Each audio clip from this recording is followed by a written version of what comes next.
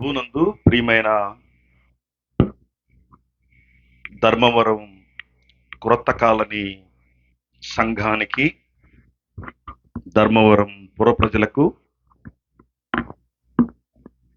ప్రభు అయిన యేసుక్రీస్తు వారి అతి శ్రేష్టమైన, దివ్యమైన, పరిశుద్ధమైన నామంలో వందనాలు తెలియచేస్తూ ఉన్నాను. మరి సహోదరుడు రాజ్ శామ్యుయల్ గారు, వారి సతీమణి గారు, వారి సంఘస్థులు గడిచిన 3 దినాల నుండి ఏర్పాటు చేసినటువంటి ఈ కూటాలకు దేవుడు ఎంతో తన కృపను, తన దయను మనకు చూపించాడు. మరి నన్ను ఆహ్వానించినటువంటి సార్ గారు, మీ పేరేంటి? అదే కదా నేను పాస్టర్ గారికి, వేదిక మీద ఉన్న అధ్యక్షులకి, స్థానిక సంఘ కాపరికి, మీకు అందరికీ యేసుక్రీస్తు నామంలో నా వందనాలు తెలియచేస్తూ ఉన్నాను. ఈ 2 రోజులు మరి నన్ను ఎంతో ప్రేమించిన రాజేంద్ర ప్రసాద్ అన్నగారి కుటుంబానికి నేనెంతో వందనాలు చెప్పాలి. మరి మీకు నన్ను పరిచయం చేసిన రాజమండ్రిలో ఉన్నటువంటి కృపాకర్ పాల్ గారికి కూడా నేను వందనాలు తెలియచేస్తూ ఉన్నాను. నిన్నటి ఉదయము సాయంకాలము, ఈరోజు ఉదయము సాయంకాలము దేవుడు మనతోటి అనేక విషయాలను ఆయన మాట్లాడటం జరిగింది. ఈరోజు రాత్రి దేవుడు మనతో మాట్లాడటానికి గాను గలతీలకు రాసినటువంటి పత్రిక 4వ అధ్యాయము 4వ వచనాన్ని మనమందరము చదవాలని నేను ఎంతో కోరుతున్నాను. Galatian chapter 4 verse 4. గలతీలకు రాసినటువంటి పత్రిక 4వ అధ్యాయము 4వ వచనము.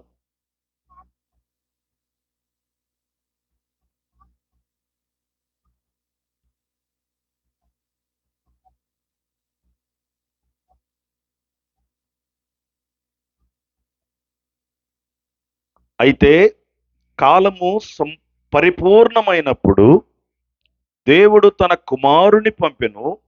ఆయన స్త్రీ యందు పుట్టి మనము దత్తపుత్రులము కావాలని ధర్మశాస్త్రమునకు లోబడిన వారిని విమోచించుటకై ధర్మశాస్త్రమునకు లోబడినవాడు ఆయను. ఆదికాండము 3వ అధ్యాయము 15వ వచనం కూడా మనము చదువుకున్నాం. ఆదికాండము 3వ అధ్యాయము 15వ వచనాన్ని కూడా మనము చదువుకుందాం. మరియు నీకును స్త్రీకిని నీ సంతానమునకును ఆమె సంతానమునకును వైరము కలుగజేసేదను. అది నిన్ను తల మీద కొట్టును, నీవు దానిని మడెమె మీద కొట్టుదువని చెప్పెను. మా దయగలిగిన, ప్రేమ కలిగిన, కృప కలిగిన తండ్రి, చదవబడిన లేఖనాలను మేమందరము ఈ రాత్రి విస్తారంగా, విశేషముగా అర్థం చేసుకోవటానికి, అందులో నుండి కొన్ని ఆధ్యాత్మిక పాఠాలు నేర్చుకోవటానికి, మా జీవితాలు మార్చుకోవటానికి కృపను, కనికరాన్ని, దయను చూపించమని ఆత్మదేవా, మీరు మాట్లాడేటప్పుడు మేము మీ మాటల్ని ఎంతో అందంగా, ఆహ్లాదకరంగా, సంతోషముగా వినటానికి కృప చూపమని, శబ్ద యంత్రాన్ని, కరెంటును, మనుషులను, పిల్లలను తొందర పెట్టే ప్రతి పరిస్థితిని మీ ఆధీనములకు తీసుకోమని, నన్ను వాడుకోమని, నాకు జ్ఞానం ఇవ్వమని, బలమునివ్వమని క్రీస్తు యేసు నామములో అడిగి వేడుకుంటున్నాను తండ్రి. ఆమేన్. మంచిదండి. సరిగ్గా టైము 9:15. సహజంగా మా ప్రాంతంలో ఈ సమయానికి సగం ప్రసంగం అయిపోయి ఉంటుంది. మీ దగ్గరేమో ప్రసంగం మొదలెడుతున్నారు. అది మీ ప్రాంతపు అలవాటు తప్పదు. కొన్నిసార్లు ప్రాంతాలను బట్టి, ప్రజలను బట్టి మనము వెళ్ళాలి. కాబట్టి ఇది మొదలుకొని నేను ఓ గంట 15 నిమిషాలు మాట్లాడాల్సి వస్తుంది. దాన్ని బట్టి మీరు లెక్కలేసుకోండి. ఏదైనా మీటింగ్‌కి నేను వెళ్ళినప్పుడు నాకంటే జ్ఞానం కలిగిన వారు కానీ, నాకంటే జ్ఞానం లేని వారు కానీ, వాక్యం చెబుతూ ఉన్నప్పుడు నా దగ్గర 3 వస్తువులుంటాయి.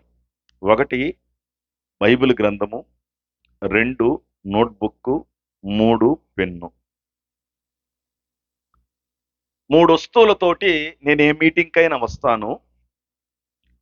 2 విధాలుగా నేను ప్రార్థన చేసుకుంటాను. వస్తువులు పట్టుకొచ్చి ఆ స్థలములో కూర్చొని నేను 2 రకాలైన ప్రార్థనలు చేస్తాను. 1 ప్రభువా నన్ను నవ్వించన్నా పంపించు, ఏడిపించన్నా పంపించు. నా ప్రార్థన ఎక్కడికెళ్ళినా ఇదే ఉంటది. మీరు అనుకుంటున్నారు ఈ 2 రోజులు నేను బోధించానని. నేను ఎక్కడికి వచ్చినా నేను నేర్చుకుంటాను. నేను మనుషుల్ని చూసి నేర్చుకుంటాను. పరిస్థితులను చూసి నేర్చుకుంటాను. నాకు ఉదయకాలాన కొంచెం మెలకువ వచ్చి మెలకువ రానట్టు ఓ 8:30 ప్రాంతాల్లో నేను నిద్రపోతున్నప్పుడు నాకు ఆతిథ్యం ఇచ్చిన ఇంటిలో ఉన్నటువంటి భార్యాభర్తలు ఇద్దరు కలిసి బైబిల్ చదువుకోవటం, కలిసి ప్రార్థన చేసుకోవటం నా చెవిన పడింది. వాళ్ళ వయసు 60 పదుల పైబడినటువంటిది. నాతో దేవుడు చెప్పాడు, అరే 50 ఏళ్ళ కంటే కింద ఉన్నావు, ఎన్నిసార్లు నీ భార్యతో కలిసి ప్రార్థన మానేసావరా అడిగాడు ప్రభు. ప్రసంగాలు లేవు, పాటలు లేవు. వేరే వారి జీవితంలో వారు చేస్తున్న పనుల ద్వారా ప్రభు నన్ను ప్రశ్నించాడు. నేనేం చెబుతున్నా, నీకు తెలుసు కదా ప్రభువా, నేను మీటింగులు పోయి మధ్యరాత్రి వస్తాను, నేను ఎప్పుడు ప్రార్థన చేస్తాను అని. సాగులు వెతుక్కుంటా గాని సరిచేసుకునేటటువంటి తత్వం మానవుడికి లేదు. అందుకని దేవుడు నాకు నేర్పించాడు ఒక పాఠాన్ని.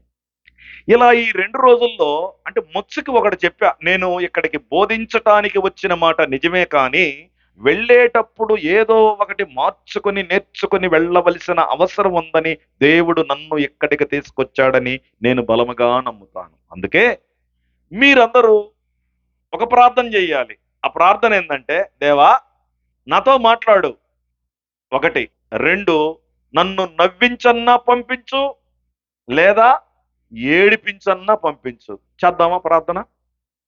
ఎంతసేపు పట్టుద్ది ఈ 3 మాటలు ప్రార్థన చేయటానికి?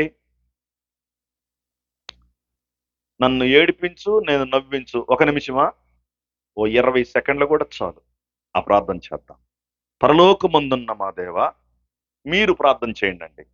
పరలోకమందున్న మా దేవ, నన్ను ఇక్కడికి తీసుకొచ్చావు. నవ్వించనన్నా నవ్వించు, ఏడిపించనన్నా ఏడిపించు. ఒట్టి చేతులతో నన్ను పంపొద్దు స్వామి. ఆమేన్ అని చెప్పండి. మీరేం పలకరు, బెల్లం కొట్టిన రాళ్ళలాగా ఉంటారు. మిమ్మల్ని చేయమంటే నేను చేసిందో కాగుతారు. బాగా సుఖమరిగిపోయారు ఆంధ్ర రాష్ట్రంలో ఉండే క్రైస్తవులు. ఎందుకని? ఈ టీవీల్లో ప్రసంగికులు చెబుతారు, మీకు ఏ బాధ ఉన్నా మాకు చెప్పండి, మేము మీకోసం ప్రార్థన చేస్తాం, మీరు హాయిగా నిద్రపోండి అని అలవాటు చేశారు మనకి. ఒరే బాబు, వాడు ప్రార్థన చేసేదేంది, నీ నోరేమైంది? ఆడు వరకు చేస్తున్నాడండి సారు, పైసలు ఇస్తున్నాం అని చెబుతున్నారు మీరు. ఆడు కూడా వరకు చేయట్లా, పైసల కోసమే చేస్తున్నాడు. ఎవడి ప్రార్థన వాడు చేసుకోవాలి. ఎవడి హృదయ అంతరంగములో కల్ముషాన్ని వాడు కడుక్కోవాలి. ఈ రాత్రి మనము ఆ పనుల్లో మునిగి తేలాలి. రాత్రి మనం ఏం మాట్లాడుకున్నామంటే, దేవుడు మానవుణ్ణి స్నేహం కోసం, సహవాసం కోసం సృష్టించాడు అని మాట్లాడుకున్నాం. అయితే మనం ఏం మాట్లాడుకున్నామంటే, ఆ స్నేహం కోసం, సహవాసం కోసం పిలువబడినటువంటి ఈ మనిషి తప్పిపోయాడు అని కూడా మాట్లాడుకున్నాం. ఈ తప్పిపోయినటువంటి మనిషిని దేవుడు వదలట్లేదు అని ఈరోజు మాట్లాడుకుంటాం. రండి, మీ యొక్క బైబిల్ గ్రంథాన్ని మీరు తెరిచి ఆదికాండము 3వ అధ్యాయము 9వ వచనాన్ని మీరందరూ గమనించాలని నేను ఎంతో కోరుకుంటున్నాను. ఆదికాండము 3వ అధ్యాయము 9వ వచనం. దేవుడైన యెహోవా ఆదామును పిలిచి, వేర్ ఆర్ యు మ్యాన్? దేవుడు అడుగుతున్నాడు, వేర్ ఆర్ యు? దేవుడు ఆదామును అడుగుతున్న మాట ఏమిటంటే, వేర్ ఆర్ యు? ఎక్కడున్నావు నువ్వు? ఇప్పుడు నా ప్రశ్న ఏంటంటే, ఆదాము ఎక్కడున్నాడో దేవుడికి తెలుసా తెలీదా? తెలిసి ఎందుకు అడుగుతున్నాడు? ఎందుకు అడుగుతున్నాడు? తెలిసి అడిగేవాడిని వెటకారపోట అంటారు. మీ గోదావరికి వెటకారం ఎక్కువ కదా. మీ నీళ్ళల్లోనే ఉంది వెటకారం. తెలిసి ఎందుకు అడుగుతున్నాడంటే, అసలీడు ఏం చెప్తాడు? చేసిన తప్పునేమన్నా ఒప్పుకుంటాడా అని దేవుడు ఎదురు చూస్తున్నాడు. తెలియక కాదు, ఆదాము ఎక్కడున్నాడో దేవుడికి తెలియక కాదు ప్రశ్నిస్తుంది. ఏం జరిగిందో ఎరగ కాదు ఆదామును ప్రశ్నిస్తుంది. ఆదాము అనేవాడు సహవాసం కొరకు తయారు చేయబడ్డాడు, సహవాసములో నుండి తొలగిపోయాడు. మరలా వాణ్ణి నా సహవాసంలోనికి తెచ్చుకోవాలి. ఒకవేళ వాణ్ణి నేను అడిగితే నిజమేమన్నా ఒప్పుకుంటాడా అనే దేవుని ఉద్దేశం. అయితే ఆదాం ఏమన్నాడు తెలుసా? ఆదాం ఏమన్నాడండి? నువ్వు నన్ను పిలిచినప్పుడు నేను దాక్కోనున్నాను, బట్టలు లేకుండా ఉన్నాను, భయంతో ఉన్నాను అని అన్నాడు. అంతే. 9, 10 వచనాల్లో గనక చదివితే ఒక మాట నాకు కనబడింది. అదేంటంటే, భయంతో దాక్కొని ఉన్నాను అన్నాడు. మంచి సమాధానమే చెప్పాడు. ఎక్కడున్నావంటే భయంతో దాక్కొని ఉన్నాడు. Good good answer, good answer. ఆ తర్వాత దేవుడు ఇతని దగ్గర నుండి ఏ ఆన్సర్ ఎక్స్పెక్ట్ చేస్తున్నాడో అది మాత్రం చెప్పట్లా. మనం చాలా తెలివైన వాళ్ళం, మానవులమే. దేవుడికి అన్ని తెలుసని తెలిసి కూడా చాలా మంది ఇలా ఇలా ప్రార్థన చేస్తారు. మరి అదేంటో నాకు తెలియదు. ప్రభువా, ఏమైనా తప్పులు చేసుంటే క్షమించుము. నాకు అర్థం కాదు. తల నరిసినోడు కూడా ఇట్లాంటి ప్రార్థనలు చేస్తున్నాడు. తప్పులు ఏమైనా చేసుంటే క్షమించు. అరే, అంతక నీకు తెలుసా లేదా నువ్వు తప్పులు చేసావు? వీడికి తెలుసు దేవుణ్ణి ఏందో కన్వీనియన్స్ చేయాలని. చాలా మంది ప్రార్థనలు చేస్తా ఉంటారు. దేవా, ఏమన్నా తప్పులు ఉంటే ఈ ప్రార్థనలో క్షమించు. తప్పులు లేకుండా ప్రార్థన చేయటం నేర్చుకోవా? ప్రార్థన చేయటం కూడా నీకు రాకపోతే నువ్వు చచ్చే లోపల నీకేం వచ్చుద్ది?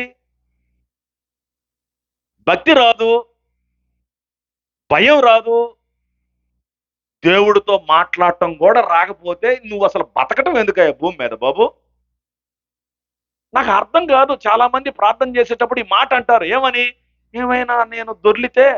దొర్లేవా లేదా? దొర్లేవు. ఎందుకు దొర్లావు? నువ్వు నేర్చుకోలేదు బాబు.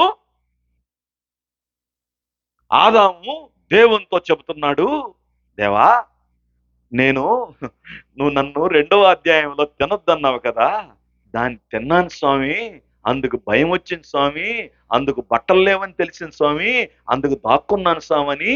ఒకవేళ ఆదాము చెబతాడేమో, విందాము, వాణ్ణి క్షమిద్దాము, వాడితో మరలా సహవాసాన్ని ఎస్టాబ్లిష్ చేద్దాము అని దేవుడు అనుకుంటుంటే ఇక్కడ అసలు సంగతి చెప్పట్ల.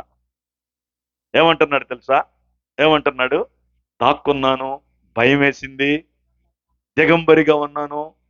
క్రైస్తవులు సగం సత్యం చెబుతారు, సగం అబద్ధం చెబుతారు. ఇతను సగం సత్యం చెబుతున్నాడు. దాక్కున్న మాట నిజమే, దిగంబరైన మాట నిజమే, భయం అన్న మాట నిజమే. ఇవన్నీ ఎందుకు వచ్చిందో మాత్రం చెప్పడు. ఎందుకు వచ్చింది ఈ తంటాలంతా బాబు యవనస్తులారా?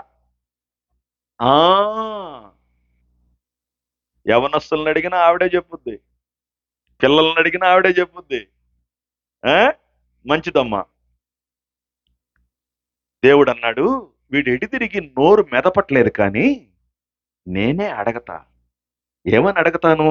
చూడండి ఏమని అడిగాడు ప్రభు 11వ వచనంలో. అందుకు 11వ వచనం అండి. అందుకు ఆయన, నీవు దిగంబరవని నీకు తెలిపిన వాడెవడు?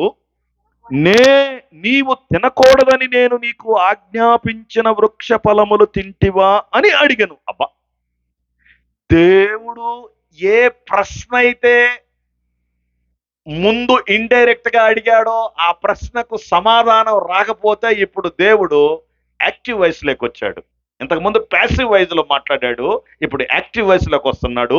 ఇంతకు ముందు ఇండైరెక్ట్ గా మాట్లాడాడు, ఇప్పుడు డైరెక్ట్ గా మాట్లాడుతున్నాడు. ఏ దొంగ తిరగడొద్దు, ముసుగులో గుద్దులాటొద్దు, ఇంతకు నేను తినొద్దన్న ఫలాన్ని తిన్నావా అని అడిగితే ఏం చెప్పాలా? ఆన్సర్లు రెండు ఉంటాయి. ఒకటి ఎస్, రెండు నో. మన అయ్యగారు ఏం చెప్పాడు చూడండి. అందుక ఆదాము ఆ అది సంగతి, అది సంగతి.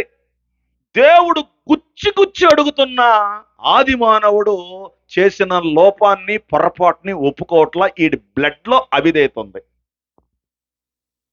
బ్లడ్ లో ఇన్ఫెక్షన్ ఉందంటారే. మన ఆదాము యొక్క ఇన్ఫెక్షన్ మన అందరికి బాకింది. చిన్నగా సమాధానం చెప్పను మనం అసలు చెప్పం, అడిగిన దానికి అసలు చెప్పం. అందుకే అనేక సార్లు మార్కులు ఎక్కువ రావు మనకి. మేము చిన్నప్పుడు గ్రామంలో ఉండి గవర్నమెంట్ స్కూల్లో చదివేటప్పుడు ఇంగ్లీషు 10వ తరగతికి వెళ్ళినాక ఎవరికి అసలు రాదు. ఈ 10వ తరగతిలో ఇంగ్లీష్ ఎగ్జామ్ రోజు పైన ప్యాసేజ్ ఇచ్చి కింద క్వశ్చన్లు ఇచ్చేవాళ్ళు. మాకు అసలు ఏం తెలిసేది కాదు. మాకు తెలిసేదల్లా ఒక్కటే, ప్రశ్నలో ఒక పదం చూస్తాము, ఆ పదము ప్యాసేజీలో ఏడ కనపడుద్దో చూస్తాము, ఆ పుల్ స్టాప్కు ముందు మొదలుపెట్టి మళ్ళీ పుల్ స్టాప్ దాకా ఎత్తి రాస్తాం. అసలు కదా ఆన్సరే కాదు. ఉపాధ్యాయులు చాలా మంది ఉన్నారు, రాజేంద్ర ప్రసాద్ అన్న గారు, వాళ్ళకి తెలుసు బాగా ఈ విషయాలు. ఇంగ్లీష్ ప్యాసేజ్ క్వశ్చన్లో మీరు అట్ట రాశారు నాకు తెలీదు, నేను మహానుభావుడిని, నేను అట్ట రాశాను. పైన ఏదో ఒక ఓడు క్వశ్చన్లో ఉన్న ఓడు ఉంటది, ఆ ఓడు ఏడుందో వెతికేవాడిని, దాన్ని మొదలు పెట్టిన కాడి నుంచి మళ్ళీ పులి స్టాప్ దాకా ఎత్తి రాసేవాళ్ళం. మనం అనుకుంటాం భలే ఆన్సర్ రాశాను బ్రదర్ అనుకుంటాం. ఆస్థానికి అది ఆన్సర్ కాదు. నేను చాలా చిన్న కాలంలో మాకు ఒక మాస్టర్ గారు ఉండేవాళ్ళు, ఆయనకు 5గురు కొడుకులు. ఆ 5గురు కొడుకుల్లో ఒకడు 10వ తరగతి 16 సార్లు ఫెయిల్ అయ్యాడు. ఎందుకు ఫెయిల్ అయ్యాడో చెబితే మీరు బలి నవ్వుకుంటారు. వాడికి ఎగ్జామ్ రోజు వాళ్ళ ఇంట్లో వాళ్ళందరూ సెలవులు పెడతారు. వాళ్ళ అమ్మ అంగన్వాడి టీచరు, వాళ్ళ నాన్న ఏమో గవర్నమెంట్ టీచరు. సెలవు పెట్టి వీడిని ఎగ్జామ్కి ఆంబోతులాగా ఊరేగించుకొని తీసుకుపోతారు. వీడు ఎగ్జామ్కి పోయి వచ్చిన దాకా వాళ్ళు బయట ఉంటారు. వీడు ఎగ్జామ్కి పోయి వచ్చిన తర్వాత మ్యాట్నీ షో సినిమా చూస్తారు అందరు కలిసి. మధ్యాహ్నం సాయంకాలం హోటల్లో భోంచేసుకొని ఇంటికి వస్తారు. ఇంటికి వచ్చేటప్పుడు అరే అన్ని రాసావా అని అడుగుతాడు ఆయన. మొత్తం రాశాను డాడీ అంటాడు. ఇప్పుడు వాళ్ళ నాన్నగారు ప్రశ్న పత్రం తీసుకొని వీడికి మార్కులు వేస్తామంటాడు. మార్కులు వేసేటప్పుడు ఇది రాసావా నాన్న? రాశాను నాన్నగారు. ఇది ఎన్ని మార్కులు అండి? 4 అండి. నానా 4 ఏంటి, నేను భలే రాసేదానికి 5 అంటాడు. వాడు దెబ్బకు తట్టుకోలేక 4 మార్కులు దానికి ఈయన 5 మార్కులు వేస్తాడు. ఈ చివరికి కూడేసరికి వీడికి ఎన్ని మార్కులు వస్తాయి అంటే 108 కానీ 110 కానీ వస్తాయి. ఎన్ని రావాలా? మామూలుగా ఎగ్జామినేషన్ ఎవాల్యుయేషన్ ప్రకారం ఎన్ని మార్కులకి ప్రశ్నాపత్రం? వీడికి లెక్క పెడితే ఎన్ని వస్తున్నాయి? ఎందుకు వచ్చినాయి 10 మార్కులు ఎక్స్ట్రా అంటే వీడు బాధ తట్టుకోలేక వాళ్ళ నాయన వేసాడు. కానీ వాడికి రిజల్ట్స్ వచ్చేసరికి 10 కూడా రావు. కారణం ఏంటంటే అడిగిన ప్రశ్నకు తిన్నగా సమాధానం చెప్పలేకపోవటం. ఆదాముని దేవుడు అడుగుతున్నాడు, నేను తిన్నొద్దన్న దాన్ని తిన్నావా అని అడిగాడు. The very next moment, suppose he want to say yes no, then what he told, నువ్వు నాకిచ్చిన ఏమి వల్ల తిన్నాను కానీ నేను చాలా బుద్ధిమంతుడు అని చెబుతున్నాడు. మనం చాలా సార్లు మన బిడ్డలకు పెళ్లిళ్ళు చేస్తాం.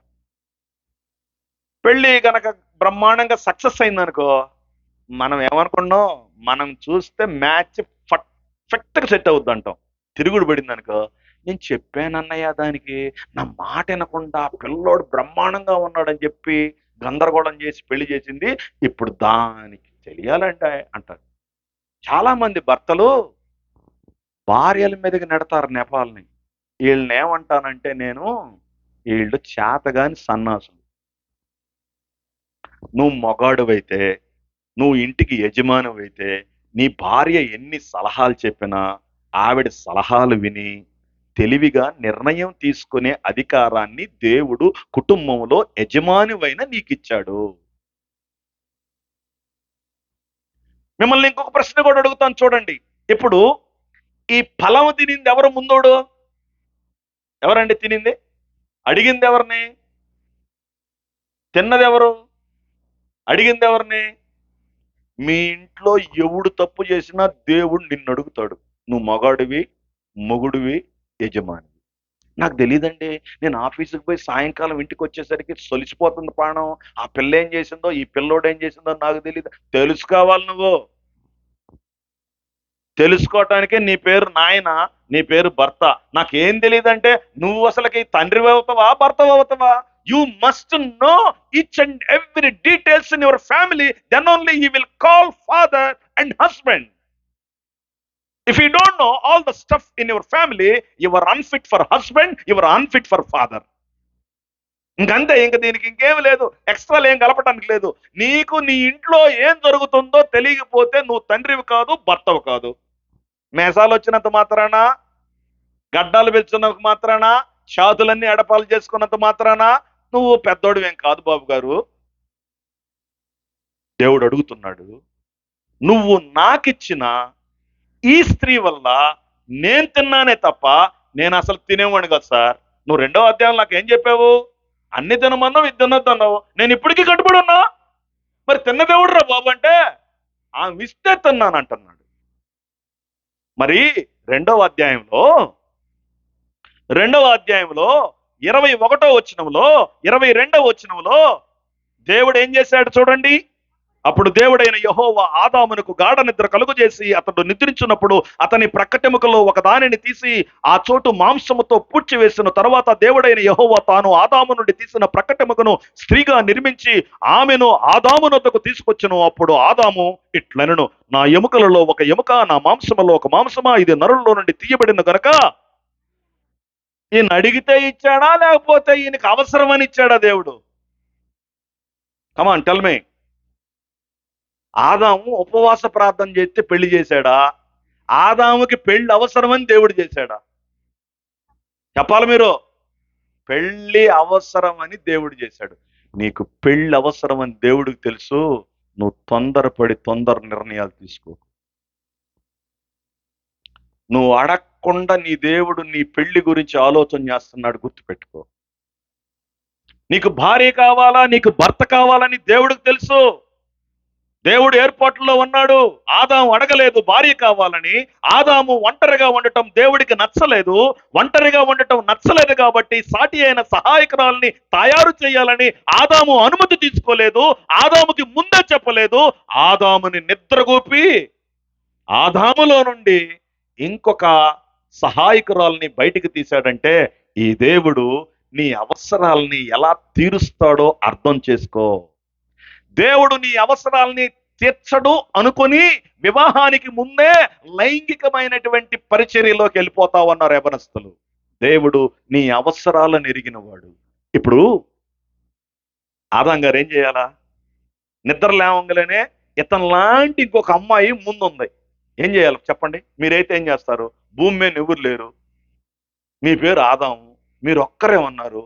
మీరు నిద్ర లేవంగానే కొద్దిగా పక్కలో నెప్పుడుతుంది, ఆపరేషన్ జరిగి ఉంది, నీ ఎదురుగా ఒక అమ్మాయి ఉంది. ఏం చేస్తావు నువ్వు చెప్పు? నేను ఆదామునైతే కదండి అంటావు. ఒకవేళ ఆదామే అనుకో, ఏం చేస్తావు చెప్పు? అటు ఇటు తిరిగి భయపడి, అరే అమ్మ నేనేంటి ఇంకొక మనిషి, నాలాంటి మనిషిని నా ముందు పెట్టుంది, ఈవిడెవరు? వెంటనే తండ్రి అయిన దేవుడి దగ్గరికి వెళ్ళి, dad who is this girl అని అడగాల. ఎవరు ఈవిడ? ఎక్కడి నుంచి వచ్చింది? ఎలా వచ్చింది? ఎందుకు వచ్చింది? ఈవిడితో నేనేం చేయాలని అడగాల. ఏం అడగల. మీరు చూడండి 22వ వచనంలో, ఏం అడగకుండా గబుక్కున మనిషి దగ్గరికి పోయి, నా కాడి నుంచి తీసావు కాబట్టి, నువ్వు నా భార్య కాబట్టి, నా ఎముకలో ఎముక కాబట్టి, నా మాంసంలో మాంసం కాబట్టి ఎక్సలెంట్ డూయట్ సాంగ్ పాడాడు. అవునా కాదా? మీరు చెప్పరు. అవుననో కాదనో చెప్పండి అండి, కొద్దిగా ఉత్సాహపడతాను. అవునండి, మంచిదండి, వందనాలు. అప్పుడు అడగనోడు ఇప్పుడు అంటున్నాడు, నువ్వు నాకు ఇచ్చిన ఈ అమ్మాయి వల్ల ఇదంతా జరిగింది. అరే తిన్నావా లేదా అని తిన్నగా అడిగిన దానికి సమాధానం చెప్పకుండా నువ్వేంట్రా బాబు నేనే దీనంతటి కారకుడు. మనం ఎవరు అంటే అసలు నేను పాపం చేయటానికి కారకుడు ఎవరు అన్నయ్య? దేవుడు అన్నయ్య. అంతే కదండి నేను చెబుతుంది, అవునా కదా?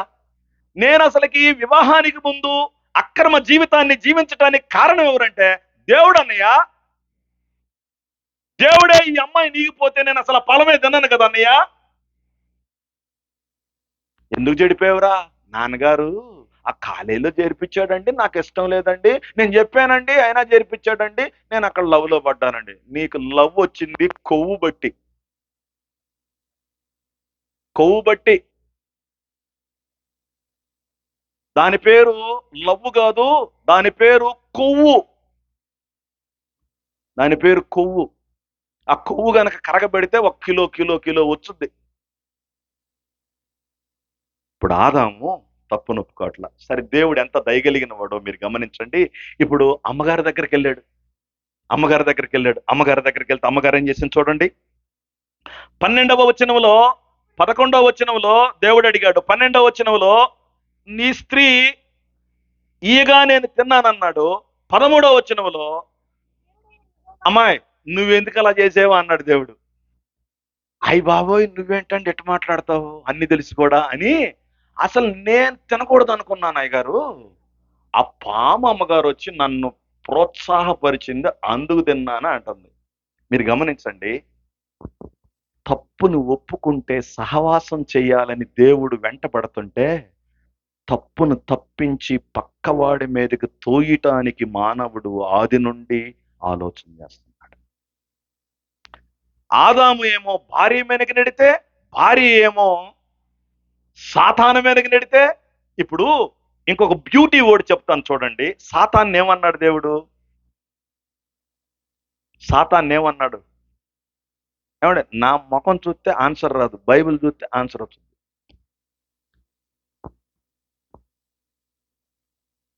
ఏమన్నాడు అంటున్నా. 14వ వచనంలో ఆదాము ఏమన్నాడు? ఆ ఆ ఇప్పుడు మీరు బాగా అర్థం చేసుకోవాల్సిన విషయం ఏంటంటే సాతానుని దేవుడు ప్రశ్నించట్లా. అవ్వను ప్రశ్నించాడు, ఆదామును ప్రశ్నించాడు, సాతానును ప్రశ్నించట్లా. నువ్వు ఎందుకు చేసావని వాడిని అడగట్లా. ఎందుకని? ఆడికి ఈయనకి అసలు సంబంధమే లేదు. సంబంధం ఉన్న వాడిని అడుగుతున్నాడు నువ్వు ఎందుకు చేసావని. ఎందుకు? సంబంధం ఉన్నవాడితో రిస్టోరేషన్ కలిగి రీఎస్టాబ్లిష్మెంట్ చేసి ఫెలోషిప్ ని ఫ్రెండ్షిప్ ని ఎక్స్టెండ్ చేసుకోవాలనే ఉద్దేశంతో అడుగుతున్నాడు. సాతాన్ని దేవుడు అడగల. నాకు అంత బ్యూటీ అనిపించిందంటే ఈ వచనం చదువుతుంటే, సాతాన్ని నువ్వు ఎందుకు చేసావు అన్నట్లా, నువ్వు చేసినందుకు నేను ఏం చేస్తానో చెబుతున్నాను. మిత్రులరా ఆలోచన చేయండి. ఇంతకీ దేవుడు ఆదాముని ఎందుకు ఇలా ప్రశ్నిస్తున్నాడంటే ఆడొప్పుకుంటే ఆడిని క్షమిద్దామని, ఆడొప్పుకుంటే వాడితో సహవాసం చేద్దామని, ఆవిడొప్పుకుంటే ఆవిడ్ని క్షమిద్దామని, ఆవిడొప్పుకుంటే వాళ్ళతో సహవాసం చేద్దామని. ఒప్పుకోల. ఒప్పుకోకపోతే దేవుడు ఏం చేశాడంటే ఈ అధ్యాయంలో 3వ అధ్యాయంలో 2 పనులు జరిగినాయి. ఒకటి, ఒకరిని శిక్షించాడు, ఇంకొకరిని శపించాడు. ఎవరిని శపించాడు చెప్పండి? సాతానుని శపించాడు. మానవుని మూలంగా భూమిని శపించాడు. కానీ పాపాన్ని చేసిన మానవుణ్ణి మితముగా శిక్షించాడు. What a God, what a love. మానవుడు చేసిన తప్పుకి భూమి శాపమునకు గురైంది. కానీ దేవుడు భూమిని శపించాడు, సాతానుని శపించాడు, కానీ మానవుణ్ణి శిక్షించి వదిలేశాడు. ఆవిడ గర్భాన్ని, ఆవిడ గర్భ ప్రసవ వేదన్ని ఎక్కువ చేశాడు, ఇతని కష్టాన్ని ఎక్కువ చేశాడు, కానీ శపించల. ఎంత గొప్ప దేవుడో చూడండి. ఇక్కడ మనం ఒక ఆధ్యాత్మికమైన పాఠం నేర్చుకోవాలి. అదేమిటంటే నువ్వు ఆయన మాట వినకపోయినా, చేసిన తప్పుని ఒప్పుకోకపోయినా ఆయన నిన్ను శపించట్లేదు, ఆయన నిన్ను శిక్షిస్తున్నాడు. ఈయన పరలోకపు తండ్రి, ఈయన శిక్షించేవాడే కానీ శపించేవాడు కాదు. నెంబర్ 1. నెంబర్ 2, ఈ నెంబర్ 2 ఏంటంటే 21వ వచనాన్ని గనక మీరు గమనిస్తే 21వ వచనంలో దేవుడైన యెహోవా ఆదామునకును అతని భార్యకును చర్మపు చొక్కాలను చేయించి తొడిగించెను. నాకు ఇక్కడ ఈ వాక్యాన్ని చదువుతుంటే ఒక ప్రశ్న వచ్చింది. భూమి మీద ఎంతమంది మనుషులు ఉన్నారండి? 2 ఉన్నారు. 2కి బట్టలు లేవు. ఇప్పుడు దేవుడు ఏం చెబుతున్నాడండి? నేను చొక్కాలను చేయించాను అంటున్నాడు. చేసింది ఎవరండి? వినాల బాగా వాక్యాన్ని. చేయించింది ఎవరు? దేవుడు. ఇంతకి చేసింది ఎవరు? నేను అనుకుంటున్నాను, బహుశా దేవదూతల చేత మానవుడికి బట్టలు తయారు చేపించాడేమో. రాత్రి రాజేంద్ర ప్రసాద్ అన్నయ్య గారు అంటున్నారు, మా నాన్నగారు మా బట్టలు నేసేవాడండి అని చెబుతున్నాడు. ఇప్పుడు తప్పిపోయినటువంటి ఆదాము అవ్వల యొక్క శరీరాలను కప్పుకోవటానికి బట్టలు కావాలని ఆదాము అడిగితే దేవుడు బట్టలు ఇచ్చాడా? అవ్వ రిక్వెస్ట్ చేసింది, అయ్యా ఆడపిల్లని శరీరాన్ని కప్పుకోవాలి, పొరపాటు జరిగింది, బట్టలు ఏమన్నా 2 జతలు పంపించాయా రాజమండ్రి నుండి అని అడిగిందా?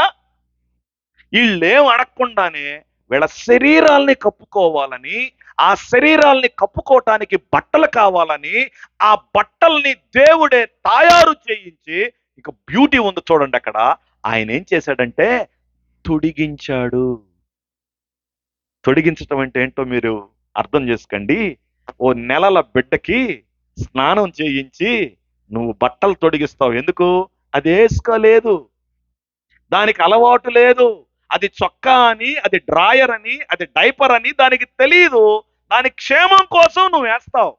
దాని యొక్క డైపర్ని, వాష్రూమ్ని శుభ్రపరచటానికి వేస్తావు. నీ దేవుడు నీవు చేసిన తప్పుని ఒప్పుకోకపోయినా, ఆ తప్పుని ఇతరుల మీదకి నెట్టేవాడివైనా, నీ క్షేమాన్ని ఎంత ఆలోచన చేస్తున్నాడో చూడు.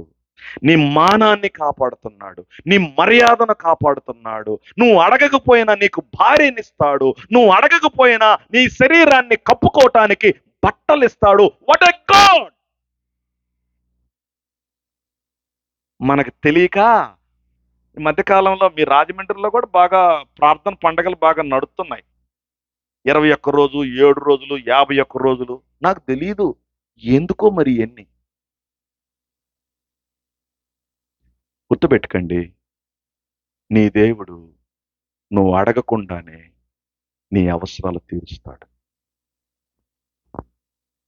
దేనికోసం అడగాలంటే, అయ్యా నువ్వు నన్ను రక్షించుకున్నావు, రక్షణలో నేను సరిగా కొనసాగలేకపోతున్నాను, భక్తికి కావలసిన శక్తి కావాలని దాని కొరకు ఉపవాసం ఉండాలి. మనం భక్తికి కావలసిన శక్తి కొరకు ఉపవాసం ఉండము. మన డిమాండ్లన్నీ దేవుడి దగ్గర పెట్టి వాటికి పండగలని చెప్పి బోరు నేడుతుంటారు కడుపులో నొప్పొచ్చినట్టు. వాక్యం తెలియనటువంటి చాలా మంది ఈ దినాన దేవుని దగ్గర కొన్ని డిమాండ్లు పెట్టి, ఇస్తవా సస్తవా, నువ్వు ఈగిపోతే నేను ఏడుస్తా, నువ్వు ఈగిపోతే నేను 7 రోజులు అన్నం తిన్ను, నువ్వు ఈగిపోతే నేను 21 రోజు అన్నం తిన్ను. ఒరే నాయన, దేవుణ్ణి బ్లాక్మెయిల్ చేయకండిరా. ఉపవాసం దేనికి ఉండాలంటే, ఈ శరీరంలో చచ్చేదాకా పాపం గూడు కట్టుకోనుంది, మనసు మారింది, శరీరం మారలేదు. మారిన మనసుతో మారని శరీరాన్ని కంట్రోల్ చేయటానికి కావలసిన శక్తి కొరకు ప్రార్థన చేయాలి. అప్పుడు దేవుడు ఏం చేస్తాడు? ఎఫెసీయులకు రాసిన పత్రికలో తీయో అడిగిన వాటికంటేను, ఊహించిన వాటికంటేను. ఇది చెప్పింది అవసరాల కోసం కాదు, ఇది చెప్పింది ఆధ్యాత్మిక అవసరం కోసం. మన సార్లో వాళ్ళు ఏం చేస్తారు? ఈ వాటం తీసుకుపోయే ఎఫెసీయుల్లో ఉన్నదాన్ని నువ్వు అడుగు, నువ్వు అడిగిన దానికంటే ఎక్కువ ఇస్తాడు. ఒరే బాబు, ఇది ఆధ్యాత్మికమైనటువంటి మాటరా. నువ్వు అడుగు, సార్ కాలేజీలో ఒక అమ్మాయి రోజు నన్ను గిల్లుతుంది, దాని జోలికి వెళ్ళటానికి నాకు శక్తి కావాలి, నేను నీ బిడ్డని. 2009వ సంవత్సరంలో 2012వ సంవత్సరంలో హైదరాబాద్లో Indian institute of chemical technology అనేటటువంటి ఒక సైంటిఫిక్ రీసెర్చ్ సెంటర్లో ఉండేటటువంటి స్కూల్లో మా అమ్మాయి 8వ తరగతి చదువుతుంది. నా ముగ్గురు పిల్లలు అక్కడే చదువుతారు. ఒకరోజు ప్రిన్సిపాల్ గారు నాకు ఫోన్ చేశాడు, నువ్వు అర్జెంటుగా ఎక్కడున్నా స్కూల్ కాడికి రావాలని. నేను హుటాహుటిన కారు వేసుకొని నేను వెళ్ళాను. నేను వెళ్తే ప్రిన్సిపాల్ రూమ్లో మా అమ్మాయి, ఇంకొక అబ్బాయి, ప్రిన్సిపాల్ గారు ఉన్నారు. నేను ఎంటర్ అయ్యాను. నేను ఎంటర్ అవ్వగలనే, ఏం పెంచావా ఆ పిల్లని, బుద్ధి లేనితనంగా పెంచావా అని అంది ప్రిన్సిపాల్ గారు. నాకేం అర్థం కాలేదు, నాకేం జరిగిందో తెలియదు. ఆవిడ రావటంతో ఎత్తుకుంది రాగం. ఏం జరిగిందండి అన్నాను. అడుగు మీ కూతుర్ని, ఆవిడే చెప్పుద్ది అని అంది. నేను మా అమ్మాయి వంక చూసి ఏం జరిగిందమ్మా అన్నాను. డాడ్, నేను వీడిని కొట్టాను డాడీ అంది. ఊరిని ఈయన ఎందుకు కొట్టావమ్మా అన్నా. వీడు రోజు నన్ను ఐ లవ్ యూ అని ఇసిగిస్తున్నాడు డాడీ, పోనీలే వీడితో మనకెందుకు అని అనుకున్నాను. అసలు ఈరోజు ఏకంగా ఒక పూ తీసుకొచ్చి నా చేతిలో పెట్టి ఐ లవ్ యూ అన్నాడు, అందుకని నేను కొట్టాను డాడీ అని చెప్పింది. మామూలు గొట్ల కింద పడిపోయాడంట వాడు. మంచినీళ్ళు తీసుకొచ్చి మొహం మీద చల్లితే పైకి లేసాడంట, అట్ట కొట్టింది.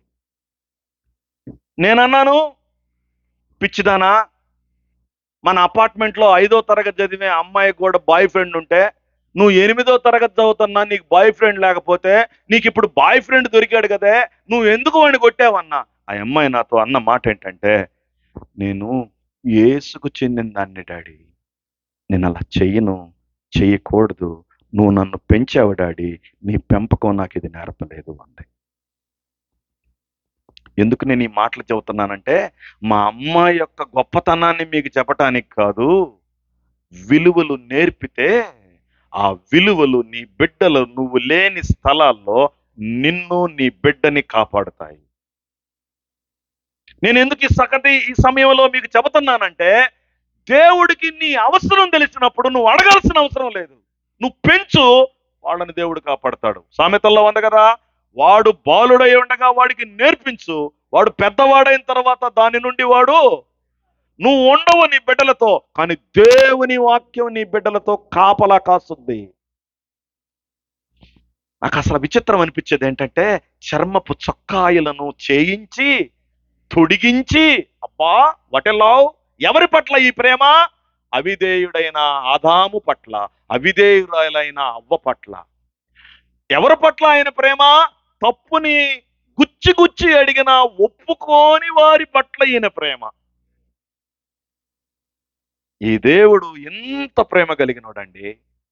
నువ్వు ఒప్పుకోకపోయినా నీ ఎంట పడుతున్నాడు, నువ్వు పక్కనోడి మీదకి తోసేసినా నీ ఎంట పడుతున్నాడు, నువ్వు అడగకపోయినా నీ అవసరాల గురించి ఆలోచించి, అసలు నాకు అర్థం కాదు, బట్టలు చేయించి తొడిగించి, నీకు తొడుక్కాటం రాదు, నేయటం రాదు, రెండు చేసింది ఆయనే. ఎఫెసీయులకు రాసిన పత్రిక 4వ అధ్యాయము 19వ వచనంలో ఒక మాట ఉంది, కాగా దేవుడు ఐశ్వర్యవంతుడు కాబట్టి ఆయన తన మహిమ ఐశ్వర్యములో మీ ప్రతి అవసరాన్ని, అదే ఆయన ఎవరంట? కోటీశ్వరుడు. ఆయన నాకేం చేస్తాడంట? కోరికలు తీరుతాడా, అవసరాలు తీరుతాడా? మరి మనం ఉపవాస పండగలో కోరికలు పెడుతున్నాం, అవసరాలు పెడుతున్నాం. కోరికలే, పొడవాడు జుట్టైన కోడలు కావాలి, మీ కొడుకేమో ముక్కు అణిగిపోయి ఉంటుంది, ఎర్రటి కోడలు కావాలా, మీ ఓడేమో చింతపండు తర్వాత 2వ రకం. ఏమండే ఈ కోరికలండి, కోరికలండి. పరలోకంలో ఉన్న దేవుడు కోరికలు తీర్చేవాడు కాదు, అవసరాలు తీర్చేవాడు. పరలోకంలో ఉన్న దేవుడు కోరికలు తీర్చడు, అవసరాలు తీరుస్తాడు. ఫిలిప్పీ 4:19 ప్రకారము ఆయన మీ ప్రతి అవసరాన్ని తీరుస్తాడు. God will going to meet your needs, not your deeds. That's what the Bible says. దేవుడు నీ అవసరాలను తీరుస్తాడు, నీ కోరికలను కాదు. సంఘాల్లో చెబుతారు దేవుడు కోరికలు తీర్చేవాడు. ఎవడు చెప్పాడు రా? బైబిల్ తెలియని వాళ్ళరా. దేవుడు కోరికలు తీరుస్తాడని ఎవడు చెప్పాడు? ఎవడు చెప్పలేదు, మీకు మీరే గావించుకున్నారు. మధ్యాహ్నం భోంచేస్తుంటే నాకు ఎవరో చెప్పారు, ఈ కాలనీలో చాలా చర్చిలు ఉన్నాయని అన్నారు. అమ్మో, చాలా భయపడతా వాక్యం చెప్పాలనుకున్నాను. నాకు అసలు భయమే ఉండదు, నేను బరి తెగించినోడిని. పిలిస్తే ఈసారి పిలుస్తారు, లేకపోతే ఈ రోజు లాస్ట్ రోజు. ప్రతి బాలు సిక్సే. యార్కర్ అయినా, ఫుల్టాస్ అయినా, వైడ్ అయినా, హాఫ్ లెంత్ బాల్ అయినా ఏదైనా సిక్సే. ప్రియదేవుని బిడ్డలారా, బైబిల్ దేవుడు కోరికలు తీర్చేవాడు కాదు, అవసరాలు తీర్చేవాడు. తెలియకపోతే తెలుసుకోండి. ఎవరో ఒకరు అన్యులు వస్తారు, అలా చెబుతారు, అప్పులా రండి మా మందిరానికి అన్ని పోతాయి. అప్పులు తీర్చడానికి ఈయన ఏమన్నా బ్యాంకా? వాళ్ళు వస్తారు పాపం, మీ మాటలు నమ్మి, మీ మాయ మాటలు నమ్మి. చెబుతాడు ఆయన 7 వారాలు రావాలండి అంటాడు.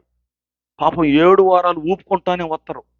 8వ వారం వాడు ఎదురు చూసి, అయ్యగారు ఏంటండి ఇంకా తీరలేదు, బుద్ధి లేక 10 రూపాయలు వడ్డీకి తెచ్చుకొని జల్సాలు చేతివి, ఊరకనే తీరతాయి అయ్యా. నువ్వు చేసిన బుద్ధి లేని అప్పులకి దేవుడు దయదలిసి నీ అప్పులు అమాంతంగా తెరవాలంటే ఏం చేయాలా? ఎవడన్నా డబ్బులు పోగొట్టుకోవాలా, అవి నీకు దొరకాల. మరి వాడేం కావాలి సారో? నీకు దొరికితే ప్రైజులాడు అంటావు, పోగొట్టుకున్నవాడు ఏమంటాడో? గుండెలు దొరుచుకుంటాడు. ప్రియదేవుని బిడ్డలారా, ఈ అమ్మగారు ప్రార్థనకు వచ్చుద్ది, 7 వారాల తర్వాత అడుగుద్ది, అయ్యగారు ఏంటండి జరగలేదంటే, బాగా అడిగావా? విశ్వాసంతో అడిగావా? అడిగానండి అంటది. నీకు విశ్వాసం లేదమ్మా అంటాడు. ఆ మొక్క ముందోడు చెబితే 7 వారాలు ప్రార్థన రాకుండా ఉంటది కదండి. చెప్పం, మనము చెప్పం, మనం చెప్పం. అందుకే ఆర్ఎస్ఎస్ వాళ్ళు చాలా మంచోళ్ళు అనిపించదు ఒక్కోసారి. నాకు గర్వపస్ అని పెట్టారు. ఏంటంటే, అరే అమాయకంగా మీరు వాళ్ళ దేవుడిని నమ్మటానికి వెళ్ళారు, రండిరా తిరిగి ఎనుకంటే బోళ్ళ మంది వెనక్కి వెళ్ళిపోతున్నారు. ఎందుకని? సత్యాన్ని బోధించకపోవటం వలన, అసత్యాన్ని బోధించటం వలన, సత్యాన్ని అక్రంగా బోధించటం వలన, వక్రంగా బోధించటం వలన ఎమోషనల్కి గురయ్యి వాళ్ళు వచ్చి వాళ్ళు అనుకున్నవి నెరవేరక ఎనికిపోతా ఉన్నారు. కానీ పౌలు ప్రసంగం ఎలా ఉంటుందో తెలుసా? పౌలు ప్రసంగం ఎలా ఉంటుందో తెలుసా? రండి పౌలు గారి ప్రసంగానికి, ఇప్పటి కాలపు మా సేవకుల ప్రసంగానికి ఓ చిన్న తేడా చెబుతాను, మీరు చక్కగా వినండి. అపోస్తుల కార్యములు 14వ అధ్యాయము 22వ వచనాన్ని మీ కొరకు నేను చదువుతాను, జాగ్రత్తగా చూడండి. 22వ వచనం, 14వ అధ్యాయము 22వ వచనంలో చూడండి ఏముందండి అక్కడ? శిష్యుల మనస్సులను దృఢపరిచి విశ్వాసమందు నిలకడగా ఉండవలననియు, అనేకమైన శ్రమలు అనుభవించి మనము దేవుని రాజ్యములో ప్రవేశించాలని వాళ్ళకి చెప్పండి. చర్చిల్లో శ్రమలు వస్తాయి. మీకు ఇష్టంగా ఉంటే రండి, కష్టంగా ఉంటే మానుకండి. తెల్లారి పొద్దుకల్లా మీ చర్చిలన్నీ ఖాళీలు అవుతాయి, ఎవడు ఉండవు. అనేక శ్రమలు మనం అనుభవించాలి. కమాన్, ప్రీచ్ ద ట్రూత్. యేసుని నమ్ముతున్నారా తల్లి? రాబోయే రోజుల్లో మీ బంధువులు మిమ్మల్ని ఇబ్బంది పెడతారు, సిద్ధమా? యేసుని నమ్ముతున్నావా? నీకు ఫ్రెండ్స్ దూరం అవుతారు, సిద్ధమా? యేసుని నమ్ముతున్నావా? నీకు రాబోయే రోజుల్లో కులం ద్వారా, పొలం ద్వారా, మంది ద్వారా, బంధువుల ద్వారా, ఇంటి వారి ద్వారా శ్రమలు వస్తాయి. అన్నిటికీ నేను సిద్ధం సార్, నేను అన్నిటికీ రెడీ సార్. అది భక్తి అంటే. తిమోతి తోటి పౌలు గారు తిమోతికి రాసినటువంటి పత్రికలో ఒక అద్భుతమైన మాట మాట్లాడతాడు. ఏమని మాట్లాడతాడంటే, ఒకసారి తిమోతికి రాసినటువంటి మొదటి పత్రిక అనుకుంటాను, ఇఫ్ ఐఎమ్ నాట్ రాంగ్, మొదటి పత్రిక కాదు, 2వ పత్రిక అనుకుంటాను. 2వ పత్రికలో పౌలు గారు అధ్యాయము 10వ వచనంలో ఇలా మాట్లాడుతాడు. అయితే నీవు నా బోధ, నా ప్రవర్తన, నా ఉద్దేశము, నా విశ్వాసము, నా దీర్ఘశాంతము, నా ప్రేమ, నా ఓర్పు అంతియొకయ్యలోను, ఇకోనియాలోను, లుస్త్రాలోను అను పట్టణములో నాకు కలిగినట్టి హింసలను, ఉపద్రవమును తెలుసుకున్నవాడవై నన్ను వెంబడించితివి. యేసును నమ్మితే పౌలు అనే మా గురువు గారి ఒళ్ళు ఓనమైంది, ఆయనకి తెలుసు. యేసును నమ్మినందుకు పౌలు గారికి హింసలు వచ్చాయి, తిమోతికి తెలుసు. అన్ని తెలుసుకొని తిమోతి యేసును వెంబడించడానికి రెడీ అయ్యాడు. మనం ఏమి చెప్పకుండా జనాల్ని పోగేస్తున్నాం. అర్థమవుతుందండి? సంఘాల్లో సత్యం చెబదాము, సత్యము వారిని స్వతంత్రులను చేస్తుంది. సంఘములో సత్య సువార్తను చెబదాము. అయ్యా, నువ్వు పాపివి, ఆయన దేవుడు, ఆయన పరలోకములో ఉన్నాడు, నువ్వు భూలోకములో ఉన్నావు. అవిధేయుడైన ఆదాము వల్ల మనకు మరణము సంప్రాప్తమైనది. మనల్ని మరణములో నుండి తప్పించటానికి, జీవములోనికి నడిపించటానికి జీవదాత, ప్రదాత, పరలోకపు దేవుడు భూమి మీదకొచ్చి మనము చేసిన తప్పులకి, తాను చేయని తప్పులకి సిలువ మరణం పొంది, మరణించి, పాతి పెట్టబడి తిరిగి లేచాడు. ఇది నువ్వు నమ్మితే నీకు రక్షణ అని మనం చెప్పాలి. నాకు అవసరం లేదు సారు అంటే దర్జాగా వెళ్ళిపోవచ్చు.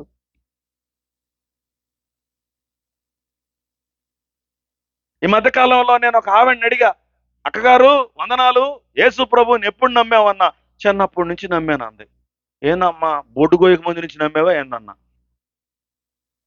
నేను నమ్మటం ఏందంటే, నేను సండే స్కూల్కి వెళ్తాను, సండే స్కూల్ నుంచి చర్చికి వచ్చాను, చర్చి నుంచి ఉద్యోగం వచ్చింది, ఉద్యోగం వచ్చి మీ చర్చికి వచ్చానండి. ఇది కాదు నేను అడిగేది, నువ్వు ఎప్పుడు రక్షించబడ్డావో చెప్పు. ఆవిడకి తెలియదు ఆవిడ ఎప్పుడు రక్షించబడిందో. ఇప్పుడు మిమ్మల్ని అడుగుతా నేను, మీరు ఎప్పుడు పుట్టారంటే మీరేం చెబుతారు? ఆగస్టు, సెప్టెంబరో, అక్టోబరో, నవంబరో, తారీఖు, నెల, సంవత్సరము, గడియలు కూడా చెబుతారుగా. ఎందుకంటే మనం గడియలు నమ్ముతాం కదా. మరి నువ్వు తిరిగి జన్మించింది ఎప్పుడు రా అంటే వీడికి తెలియదు. ఫిజికల్ గా జన్మించింది తెలిసినప్పుడు స్పిరిచువల్ గా జన్మించింది నీకు తెలియదా? నీకు తెలియకపోతే నీ రక్షణ అనే అనుమానించాలా. ఆవిడ పోలీసు, నేను ఆవిడ ఇంటికి వెళ్ళా. ఆవిడ నాకు బోల్డెన్ కబుర్లు చెప్పింది. నేను నా భార్య 2 గంటల సేపు విని నీకు అసలు రక్షణే లేదని చెప్పా. 3 వారాలు పోలీసు ఆవిడ చర్చికి వస్తే నాకెంత బలం అమ్మా, ఎంత దశం భాగం అమ్మా. దెబ్బతో చర్చి మానేసింది. దశం భాగం పోయిందా? పోయిందా లేదా? పోయినా పర్వాలేదు, సత్యాన్ని ప్రకటన చేయాలి. ఒక 7-8 మంది గవర్నమెంట్ టీచర్లు నా చర్చి మానేశారు. ఒక ఆయన అన్నాడు, ఎర్రిపోగలోడా, వాళ్ళ జీతాలు లచ్చలు రా, నువ్వు గనక కొద్దిగా సాన పెడితే కమ్మని డబ్బులు రా. ఒరే ఎర్రిపోగలోడా, నేను సేవకు రాకముందు పెద్ద వ్యాపారస్తుండ్రా, డబ్బే కావాల్సి ఉంటే ఆ వ్యాపారమే చేసుకునేవాడిని, ప్రభు కావాలని వచ్చాను రా అని చెప్పాను. Come on tell me, what you want? Money, men? మనుషులా, డబ్బులా? దేవుడే, దేవుడికి సంబంధించిన మనుషులే. ఎందుకు నేను ఎంతగా మీతో మాట్లాడుతున్నానంటే, నాకు ఏ పాస్టర్ని కించపరచడం నా ధర్మం కాదు, ఏ సంఘ కాపరిని తక్కువ చేసి మాట్లాడటం నా పని కాదు, జరుగుతున్న ప్రస్తుత పరిస్థితుల గురించి మాట్లాడటం నా ధర్మం. మాట్లాడకపోతే అధర్మం, మాట్లాడితే ధర్మం. ఎందుకు ఇంతకు మాట్లాడుతున్నానంటే, ప్రియ దేవుని బిడ్డలారా, మన దేవుడు మనలను ఎంతో ప్రేమిస్తున్నాడు, సత్యాన్ని చెప్పమంటున్నాడు, సత్యాన్ని ఒప్పుకోమంటున్నాడు. ఆదాము దగ్గర నుండి దాన్ని ఎక్స్పెక్ట్ చేశాడు. ఆదాము దగ్గర, అవ్వ దగ్గర దొరకలేదు. దొరక్కపోయినా వాళ్ళకి బట్టలు ఇచ్చాడు, దొరక్కపోయినా వాళ్ళని ఆయన ప్రేమిస్తున్నాడు. ఆదాము ఎవడు? అవిధేయుడు, ఒప్పుకోనోడు, తప్పుని పక్కవాడి మీదకి నెట్టేవాడు. 3 లక్షణాలు ఉన్నాయి. ఇట్లాంటి 3 లక్షణాలు ఉన్న ఓ బిలీవర్కి దేవుడు పిల్లల్ని ఇయ్యొచ్చా? అవిధేయుడు, ఒప్పుకోడు, తప్పుని పక్కోడి మీదకి నెట్టేవాడు. ఇట్లాంటోడు భార్యకి దేవుడు గర్భం ఇవ్వచ్చా? ఇట్లాంటోడికి దేవుడు పిల్లల్ని ఇవ్వచ్చా? 4వ అధ్యాయం 1వ వచనంలో కనుక మీరు చూస్తే అవ్వగారు చెప్తున్న స్టేట్మెంట్ ఇక్కడ ఉంది. ఆదికాండము 4వ అధ్యాయము, ఆదికాండము 4వ అధ్యాయంలో అవ్వగారు ఇక్కడ ఒక స్టేట్మెంట్ చెబుతూ ఉంది. ఆదాము తన భార్యను ఆయన అవ్వను కూడినప్పుడు ఆమె గర్భవతివై కయ్యోనును కనెను. యెహోవా దయ వలన అవిధేయులు, తప్పునొప్పుకారు, తప్పును పక్కోళ్ళ మీదకి నెట్టేవాళ్ళ కడుపులు పండొచ్చా? పిల్లలు పుట్టొచ్చా? పుట్టకూడదు. కానీ దేవుడు ఏం చేశాడు? పిల్లల్నిచ్చాడు. గుర్తుపెట్టుకో, నువ్వేదో మంచోడు అని నీకు పిల్లలు పుట్టలా. దేవుడు దయ చూపిస్తే నీకు పిల్లలు పుట్టారు. నువ్వేదో చాలా మంచిదానివని నీకు పెళ్లి కాలేదు, పిల్లలు పుట్టలేదు. నువ్వు అవిధేయురాలువే, ఒప్పుకోని దానివే, త్రోసేసే దానివే. అయినా దేవుడు ప్రేమించి నీ కడుపును పండించి నీకు బిడ్డలనిచ్చాడు. బైబిల్ చెబుతా ఉంది, యెహోవా దయ వలన నేను ఒక మనుషుణ్ణి సంపాదించుకున్నాను. ఈ దేవుడు అవిధేయులకు పిల్లల్ని అనుగ్రహించువాడు. ఈ దేవుడు అవిధేయులకు గర్భాలను ఫలింపచేయువాడు. What a God! నాకు బైబిల్ దేవుడు అంటే ఎందుకు ఇష్టం అంటే, ఇంత వెనకబడిన ఈ జనాంగాన్ని ఇంత ప్రేమిస్తున్నాడు. ఇప్పుడు మరలా ఇంకొక మాట చెబుతుంది ఆవిడ. మరలా ఇంకొక మాట ఏంటంటే 2వ వచనంలో, తరువాత ఆమె అతని తమ్ముడకు ఏబేలును కనెను. మళ్ళీ దేవుడు ఇంకొక కొడుకునిచ్చాడు. అడిగారా వీళ్ళిద్దరు ఏమన్నా? మనకుందా రికార్డ్ ఏమన్నా? సంతానమును దయచేయము, అందుకొరకు ఏమి చేయాలి? అరటి పొలములు తీసుకురమ్ము, వెళ్ళేటప్పుడు మేము ప్రార్థించుదము. ఒరే, కాయలు తింటే పిల్లలు పుట్టే పని అయితే మార్కెట్లో కాయలన్నిటికి పిల్లలు పుట్టాలి కదరా బాబా. ఏ కాయ తింటే పిల్లలు పుట్టరు? ఎవడైనా చెబితే అబద్ధం. దేవుడు కనికరిస్తేనే నీ గర్భం తెరవబడుతుంది.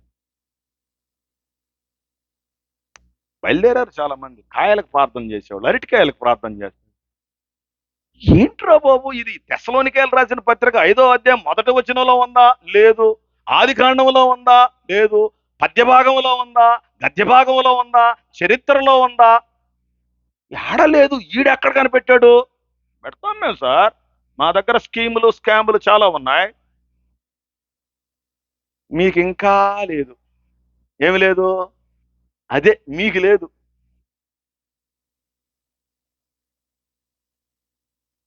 మనకు లేక వాళ్ళ కాడికి వెళ్తుంటే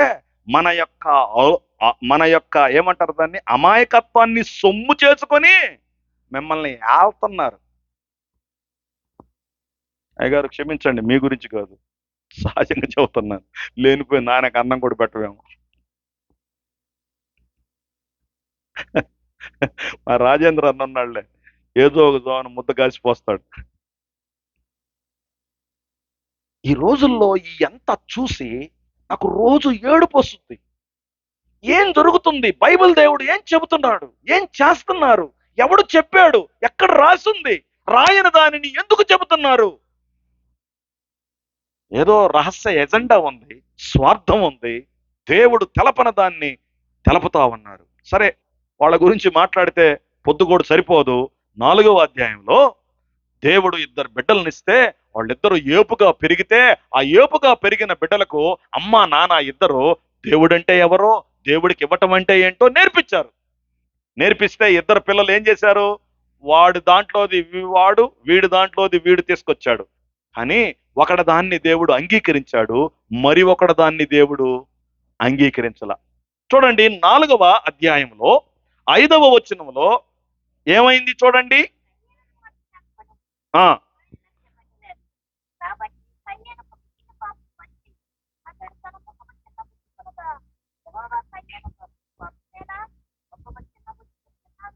బా, దేవుడు చూడండి అండి, మూతి ముడుచుకున్న సంగతి కూడా అడుగుతాడు దేవుడు. నాకు అసలు ఆశ్చర్యం వేస్తుంది. బైబిల్ని నేను ఎందుకు నమ్ముతానంటే, నా ప్రతి కదలికను చూస్తుంటాడు ఆయన. ఆదాము కొడుకులైనటువంటి ఏబేలు, కయ్యోను దేవుని సన్నిధికి అర్పణలు తీసుకొస్తే ఒకడు అర్పణలు అంగీకరించాడు, మరొకడు అర్పణలు అంగీకరించలేదు. అంగీకరించినోడు మనసు ఏమైంది? పొడుగ్గా సాగిందంట, లేకపోతే వెనక్కిపోయిందంట. మామూలుగా చూస్తే చూడలేము, వెనక్కి ముందుకు పోతే ఇంకా అసలు చూడలేం. మొహము చిన్న పుచ్చుకున్నాడంట. దేవుడు అంటున్నాడు, ఎందుకురా మొహం చిన్న పుచ్చుకున్నావు అంటున్నాడు. అసలు ఎంత ప్రేమ అండి దేవుడికి. నువ్వు మొహం నల్లంగా పెట్టుకుంటే దేవుడికి తెలుసు, నువ్వు రహస్యంగా ఏడుస్తుంటే దేవుడికి తెలుసు, నువ్వు బాధపడుతుంటే దేవుడికి తెలుసు. వీడి దగ్గరకు వచ్చి, ఎందుకురా ముఖం అలా పెట్టుకున్నావు నాయనా అన్నాడు. ఆడు దానికి ఏం చెప్పాడు? ఏం మాట్లాడలా. చాలాసార్లు మనము మాట్లాడం మాట్లాడం దేవుడు అన్నాడు 6వ వచనంలో, ఇంతకీ ముఖం నల్లంగా పెట్టుకున్నావు కానీ మరి కోపం ఎందుకు వచ్చిందిరా? దానికి కూడా మాట్లాడలా. దేవుడు చెప్పాడు 6వ వచనంలో, నువ్వు మంచి పనులు చేస్తుంటే నీ కోపం రాదు నాయన, నువ్వు మంచి పనులు చేస్తుంటే నీ మొహం అలా ఉండదయ్యా అన్నాడు. దేవుడు కరెక్ట్గా మాట్లాడతాడు. యేసు ప్రభు గురించి బైబిల్ చెబుతుంది, నీవు మొహమాటం లేని వాడివి. మనకి అసలు ఏళ్ళేని మొహమాటం. ఏమనుకుంటారండి? నేను చదువుకునే రోజుల్లో నాకు వాక్యం నేర్పాడు ఒక అన్నయ్య. నేను డిగ్రీ కంప్లీట్ అయ్యి బయటికి వెళ్ళేటప్పుడు అందరం కలిసి ఒక మీటింగ్ పెట్టుకున్నాం. ఏం మీటింగ్ అంటే, ఇంకా ఇప్పుడు దాకా మనం చదువుకున్నాము, ఇప్పుడు దాకా దేవునిలో ఎదిగాము, మనకి అన్నయ్యోళ్ళు చాలా సహాయం చేశారు. UESI, Union Evangelical Student of India, U అంటారు దాన్ని, చదువుకున్న విద్యార్థులకు తెలుసు అది. అందరూ మాట్లాడుతా ఉన్నారు, డిగ్రీ ఫైనల్ ఇయర్ వాళ్ళు అందరూ మాట్లాడుతున్నారు, నాకు పలానన్న సహాయం చేశాడు, పలానక్క సహాయం చేసింది, నేను దేవుళ్ళలో ఎలా ఎదిగాను అలా ఎదిగాను, మాకు మీరు చాలా అలా ఎలా దేవుడు అని మాట్లాడుతా ఉంటే, ఒక అన్నయ్య ఒక నోట్బుక్ పట్టుకొచ్చి ఈ రజనీకాంత్ అనేవాడు 1996వ సంవత్సరంలో ఈ తప్పు చేశాడు, 97లో ఇది చేశాడు, 98లో ఇది చేశాడు అని చదువుతున్నాడు. ఆడ ఎందుకు చదువుతున్నాడంటే, ఈ కుర్రాడు ఈ తప్పులు చేశాడని చదువుతున్నాడు. దానికి నన్ను సమాధానం చెప్పమని మైక్ ఇచ్చారు నాకు. నేను చెప్పాను, నేను చేసిన మాట నిజమే, కానీ ఏడ చదవటం వల్ల ప్రయోజనం లేదు అని చెప్పాను. 1996 సంవత్సరంలో నేను చేసిన తప్పు అప్పుడే చెప్పుంటే నేను 97లో చేయను, 98లో చేయను. నువ్వేం చేసావు నాకు చెప్పకుండా? నీ ఎదవ తెలివితేటలు ప్రదర్శించి జనాల్లో నా పరువు తీయటానికి పుస్తకంలో రాశావు. నువ్వు పనికిమాలినోడివి, నువ్వు భక్తిహీనుడివి, నువ్వు దరిద్రుడు అని చెప్పా. నాకంటే చాలా పెద్దోళ్ళు, బ్యాంక్ ఎంప్లాయీస్, టీచర్స్ అందరూ ఉన్నారు. అరే ఏంట్రా నువ్వు ఇంత చిన్నోడు అట్ట మాట్లాడుతున్నావు అంటే, అవునండి నేను తప్పు చేశాను, నాకంటే పెద్దోడివి, నువ్వేం చేయాలి? అప్పుడే వచ్చి, రే తమ్ముడు ఏంట్రా నువ్వు దేవుణ్ణి నమ్ముకొని ఇలాంటి పని చేసావు, బుద్ధి లేదా, దేవుని వాక్యం ఏం చెబుతుంది, మన సహవాసం ఏం చెబుతుందని చెప్పాలి కదా. నువ్వు నాకు చెప్పలేదు, నాకు తెలియలేదు, నైట్ అనుకొని చేశాను, డబల్ చేశాను, 98 కల్లా త్రిబుల్ అయిపోయింది. ఇప్పుడు నువ్వు ఇక్కడికి వచ్చి పచేరీ కొట్లో చదివిన చిట్టా పొద్దుల్లాగా చదివితే ఏమి లాభం? చాలా మంది అలాంటి వాళ్ళు ఉన్నారు. తప్పు కనబడిన వెంటనే ప్రేమతో సహోదరికి సహోదరుడికి చెప్పు, వాడిని కాపాడిన వాడు అవుతావు. వాడు ఒకవేళ మారతాడేమో, వాడు ఒకవేళ మారు మనసు పొందుతాడేమో, ఒకవేళ తప్పన్నయ్య అంటాడేమో. యేసుక్రీస్తు ప్రభు వారు చేశాడు. తండ్రి అయిన దేవుడు కయ్యోనుతో మాట్లాడుతున్నాడు, నైనా నువ్వు తప్పు చేశావు, నైనా నువ్వు సత్క్రియలు చేయలేదు, అందుకే నీ కోపం, అందుకే నీ ముఖం చిన్నబుచ్చుకున్నావు. నీకు ఒక మాట చెబుతా విన్నాయన, ఏంటంటే నువ్వు మంచి పనులు చేసుంటే నీ తల ఎత్తుకుంటావు. నువ్వు మంచి పనులు చేయట్లేదు కాబట్టి పాపము నీ ఇంటి వాకిట కుక్కలా కాసుకొని ఉంది పాపం. ఎందుకని? నువ్వు మంచి పనులు చేయవు కాబట్టి. నువ్వు మంచోడు కాకపోతే నీ ఇంటి వాకిట రోజు పాపం నీ కాపలా కాచుద్ది. నువ్వు ఎప్పుడు బయటకు వస్తే లబక్కని నేను మింగటానికి. దేవుడు చెప్పాడు. ఎందుకు దేవుడు చెప్పాడు తెలుసా? ఏమండి, ఈడు ఇంకా కొన్ని రోజుల్లో వీళ్ళ తమ్ముణ్ణి చంపబోతాడు అనే సంగతి దేవుడికి తెలిసి, అరే బాబు నువ్వు తప్పు చేయబోతున్నావు, నీ ఇంటి వాకిట పాపం ఉంది, అది నిన్ను ఏలుద్ది, దానికి నీ మీద వాంఛ కలుగుద్ది, బీ కేర్ఫుల్ అని దేవుడు ఒక వ్యక్తి పాపము చెయ్యక ముందే వాణ్ణి హెచ్చరించేటటువంటి దేవుడు. అబ్బా ఏం ప్రేమ అండి, ప్రేమ. నువ్వు లవ్లో పడకముందే నిన్ను దేవుడు హెచ్చరిస్తాడు. నీవు పాపం చేయకముందే దేవుడు నిన్ను హెచ్చరిస్తాడు. నువ్వు తప్పు చేయకముందే దేవుడు నిన్ను హెచ్చరిస్తాడు. ఆదాము కొడుకు అయిన కయ్యోను పాపం చేయబోతున్నాడు. అది భూమి మీద తల్లి గర్భములో నుండి రెండవ మానవుడిగా వచ్చినటువంటి ఏబేలును చంపబోతున్నాడనే సంగతి దేవుడికి తెలిసి, జాగ్రత్త, పాపం చేస్తావు అని ఇండైరెక్ట్ గా దేవుడు హెచ్చరించాడు. ఏం చేయాలండి? అమ్మా జాగ్రత్తగా ఉండాలనుకోవాలా. ఉండలాడు. వీడు మారలా, మర్డర్ చేశాడు. మర్డర్ చేసిన వాడితోటి దేవుడు ఏం చేశాడు తెలుసా? మనం ఏం చేస్తాం? మర్డర్ చేసినోడు ఎదురొస్తే మాట్లాడం మనం. వ్యభిచారం చేసే అమ్మాయి ఎదురొస్తే మాట్లాడం మనం. కానీ దేవుడు ఏం చేస్తాడు తెలుసా? మర్డర్ చేసినోడితో మాట్లాడుతున్నాడు. ఏమని మాట్లాడుతున్నాడు చూడండి. మర్డర్ చేసినోడితోటి ఏమండి?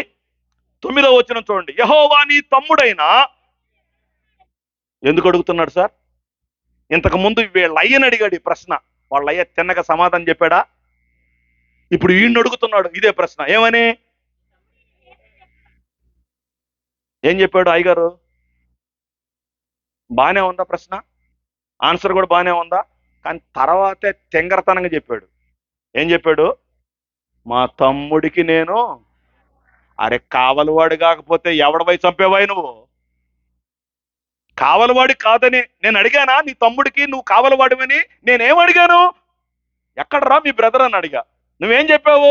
నాకు తెలియదు అన్నావు. మర్యాదగా ఉంది. వీడికి దేవుడు అంటే మర్యాద కూడా లేదు. ఏమంటున్నాడంటే, ఏం సార్ ఏం మాట్లాడుతున్నావు? మా తమ్ముడికి ఏమన్నా కావలివాడు లెక్క కనపడుతున్నానా? మన భాషలో, తెలంగాణ భాషలో చెప్పాలి, క్యా దేకరే అవులా దేకరే క్యా మమ్మల్ని అవులాగాడు లెక్క చూస్తున్నావా అన్నాడు. దేవుడిని అడుగుతున్నాడు. దేవుడు వీడిని ఎందుకు అడుగుతున్నాడంటే, సార్ నువ్వు ఆ రోజు హెచ్చరించావు, సక్రియల గురించి చెప్పావు, ముఖం చిన్నబుచ్చుకోవటం గురించి చెప్పావు, కోపం గురించి చెప్పావు, నా వాకిట పాపం పొంచి ఉంటుందని చెప్పావు, అది నన్ను ఏలుద్దని చెప్పావు. నేను నీ మాట వినకుండా మా సొంత తమ్ముడిని చంపాను సారు అని అంటాడేమోనని వీడిని అడుగుతున్నాడు. వీడేమంటున్నాడు తెలుసా? నేనేమన్నా కావలోన్నా? ఉల్టాగాడు. ఉల్టీ అంటే అర్థం ఏంటంటే కక్కోవటం. ఉర్దూ భాషలో ఉల్టీ అంటే కక్కోవటం, కాపలాగాడినా. అప్పుడు దేవుడు అన్నాడు, బాబు నువ్వు కాపలా వాడు కాదు కానీ నువ్వు చేసిన పని ఏందిరా? అసలు మానవుడు ఎప్పుడు దేవుడికి నిజం చెప్పడం. వాళ్ళ అయ్యేమో వాళ్ళ అమ్మ మీదకి నెట్టాడు, ఈడేమో ఒప్పుకోవట్లా. ఇప్పుడు దేవుడు డైరెక్ట్ గా వాళ్ళ అన్నాయన్ని ఏం అడిగాడు? నేను తినొద్దన్న పొలాన్ని తిన్నావా అని అడిగాడు. ఇప్పుడు ఈయన అడుగుతున్నాడు, అరే బడ్మాష్, నువ్వు చేసిన పని ఏందిరా అన్నాడు. ఒప్పుకుంటున్నాడా? ఉరి దేవుడికి తెలిసిపోయిందిరా బాబు, ఒప్పుకోవాలని అన్నాడా? ఒప్పుకోవట్లా. దేవుడు అంటున్నాడు, నీ తమ్ముని రక్తం నాకు ప్రార్థన చేస్తుందిరా. ప్రపంచ చరిత్రలో మీరు ఎన్నో పుస్తకాలు చదివి ఉంటారు. రక్తం మాట్లాడొద్దనే ఎక్కడైనా రాసిందా? బైబిల్ చెబుతుంది. రక్తం అంట దేవుడికి చెబుతుందంట, దేవా మా అన్నయ్య నన్ను చంపాడయ్యా, మా అన్నయ్య నన్ను చంపాడని రక్తం ప్రార్థన చేస్తుందంట. నువ్వు అనుకుంటున్నావేమో నీ తమ్ముడికి ఎవడు అడ్డు లేడు, ఆయన తంతే దిక్కు లేదని. ఆ రక్తం దేవుడికి మొరపెట్టుద్ది. వాడు రక్తం దేవుడికి మొదలుపెట్టుద్ది. ప్రవీణ్ పగడాల హత్య తర్వాత నేను ప్రసంగం చేయాల్సి వచ్చినప్పుడు నేను చెప్పాను, ప్రవీణ్ పగడాల హత్య జరిగిందా, యాక్సిడెంట్ జరిగిందా మనకు తెలియదు. అయితే మనం చేయాల్సిన పని ఏమిటంటే, హత్య జరిగి ఉంటే హత్య చేసిన వాళ్ళని క్షమిద్దాం, యాక్సిడెంట్ జరిగి ఉంటే దేవునికి వదిలేద్దాం. ఇంతకు మించి మనం ఏం మాట్లాడదు. ఎందుకని? మన పని కాదు, మన పని కాదు, మన పని కాదు. దేవుడు అంటున్నాడు, రక్తం మొరపెడుతుంది. ఇప్పుడు చెప్పండి, మీ ఇళ్లలో మీ కోడల పిల్ల రక్తం కళ్ళదోస్తున్నావే, నీకు తెలుసా మీ కోడల పిల్ల రక్తం దేవుడికి మొరపెడుతుందని? నీ భార్యని అప్పుడప్పుడు తాగొచ్చి రక్తం పడేటట్టుగా కొడుతున్నావే, నీకు తెలుసా నీ భార్య రక్తం దేవుడికి మొరపెడుతుందని? అప్పుడప్పుడు ఈ ఊర్లో నీ ఇంటి పేరటోళ్ళు ఎక్కువ ఉన్నారని, నీకు బలగం ఉందని, డబ్బు ఉందని దౌర్జన్యం చేసి కొంతమందిని చాలా ఇబ్బంది పెడుతున్నావు, నీకు తెలుసా వాళ్ళ రక్తం దేవుడికి మొరపెడుతుందని? దేవుని వాక్యం చెబుతుంది. ఏబేలు ప్రార్థన చేసినట్లుగా కనపడదు.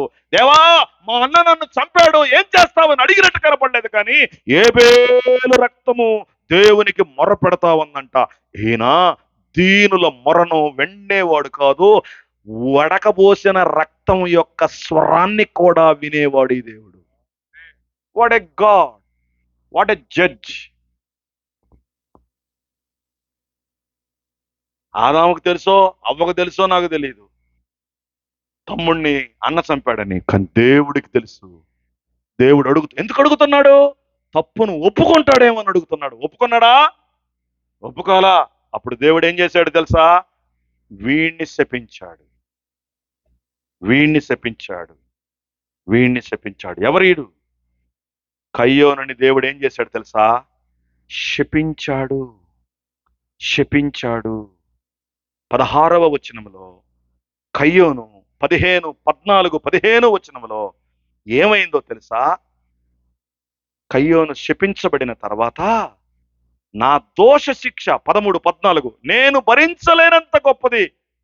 నేడు ఈ ప్రదేశము నుండి నన్ను వెళ్ళగొట్టితివి, నీ సన్నిధికి రాకుండా వెలివేయబడి దిగులు పడుచు భూమి మీద దేశ దిమ్మరణయుందును. బా, ఇప్పుడు అంటున్నాడు, నన్ను ఎవడైనా చంపితే బాగుండండి అంటున్నాడు. దేవుడు చేశాడా? రేయ్, కయ్యోని ఎవడు చంపకూడదు, చంపాడా వాడంతు నేను తేలుస్తా అని చెప్పి కయ్యోనికి ముద్రేశాడంట. దీని పేరు మన భాషలో టార్చర్. వీడి తమ్ముడిని చంపాడు, వీడిని ఎవడు చంపొద్దు, ఎందుకంటే వీడు సస్తా బతకాల. అది దేవుని యొక్క కాన్సెప్ట్.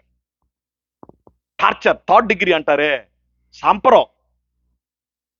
రోజు చచ్చేదాకా తీసుకెళ్ళి మళ్ళీ బతికిస్తారు. దాని పేరే 3rd డిగ్రీ. అప్పుడు దొంగలు తప్పులు ఒప్పుకొని పోలీసు వాళ్ళకి నిజాలు చెబుతారు. దాని పేరు 3rd డిగ్రీ.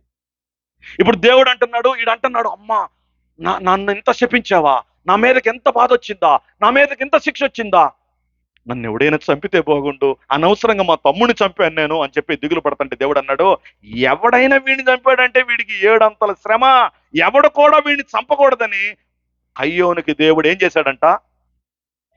గుర్తేశాడు, సీల్ చేశాడు. ఎవడైనా చూసి ఈ సీల్ చూడంగానే వీడిని చంపితే మనకు శాపం అని వాడు భయపడాలా. వీడేమో నన్ను ఎవడని చంపండిరా అని ముందుకు పోతుంటే, వామ్మ నిన్ను చంపితే మాకేం లాభం రా అని వీళ్ళు బరిపోతుండ్రు. Friends, this fine evening, this fine night, దేవుడు నీతో మాట్లాడుతున్న మాటలేంటో తెలుసా? You cannot escape. నువ్వు తప్పించుకోలేవు. మోసపోకుడి, దేవుడు వెక్కిరింపబడు మనుషుడా, నీవు ఏమి విత్తావో దాన్ని కొయ్యాలా. వద్దంటే ఒళ్ళేస్తాడు. బ్యాంకులో డబ్బులు వేసావు, బ్యాంక్ మేనేజర్ కాడికి పోయి, అయ్యగారు నాకు వడ్డీ వద్దన్నావు అనుకో, వడ్డీ వద్దంటే నా కాడగా ఎందుకయ్యా, నువ్వు వద్దన్నా నీ అకౌంట్లో పడతాయి అని పోతుంది.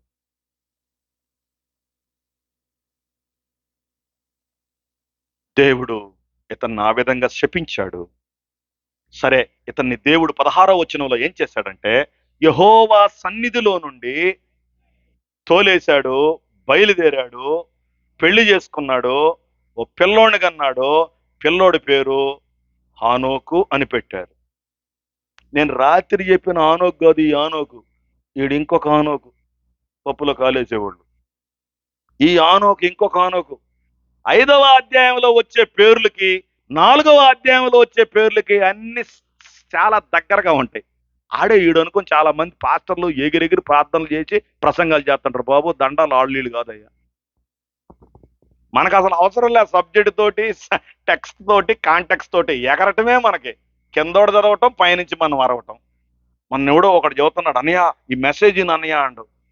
ఏంటంటే ఎంట్రుకల మీద మాట్లాడుతున్నాడు. ఎంట్రుకల మీద ప్రసంగం. ఏంటి ఎంట్రుకలు? సంసోను ఎంట్రుకలు, అబ్షలోము ఎంట్రుకలు తగలబడి. ఇది ఎక్కడ వచ్చిందిరా? ఎంట్రుక అంశము, దాని మీద ప్రసంగం. అబ్బబ్బా, ఏ కాలేజీలో చదివారో ఏమో కానీ వీళ్ళని బరాయించడం మాత్రం చాలా కష్టం బాబు. దేవుని వాక్యం ఎప్పుడైనా గుర్తుపెట్టుకోండి, టెక్స్ట్, కాంటెక్స్ట్, మీనింగ్ మిస్ కాకూడదు. ప్యాసేజ్ తీసుకో, ప్యాసేజీ సందర్భం తీసుకో, సందర్భానికి అర్థం తీసుకో. ఎక్స్ట్రా బిబ్లికల్ రెవల్యూషన్స్ చెప్తున్నారు ఈ మధ్యకాలంలో. అంటే ఎక్స్ట్రా బిబ్లికల్ రెవల్యూషన్ అంటే, బైబిల్లో లేని దేవుడు రాత్రి ఈడికి కనబడి చెప్పాడంట. అబ్బో, ఈయన మామూలుడు కాదు. మన ఎవరో ఒక ఆమె చెబుతుంది, చూసారా ఈ అందమైన ఇల్లు, ఇది పరలోకంలో ప్రభువు నాకు ఇవ్వబోతుంది. ఎప్పుడు పోయొచ్చావమ్మా? ఆడకు పోయిన వాళ్ళు ఎవరు తిరిగి రారు, నువ్వు ఎప్పుడు వచ్చావు? ఈమె పోయింది మొన్న జనవరిలో. ఆవిడికి ఎంతమంది ఫాలోవర్స్! మిమ్మల్ని అందరిని తీసుకెళ్లి గోదావరిలో నెట్ట.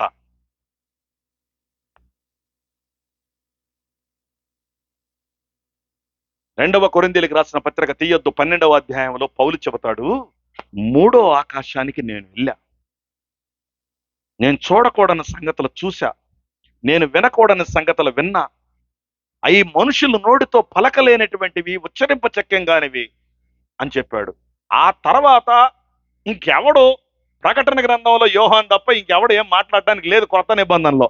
కానీ ఈ మధ్యకాలంలో గోదారోళ్ళు ఎక్కువైపోయారు, పరలోకం పోయి వచ్చేవాళ్ళు.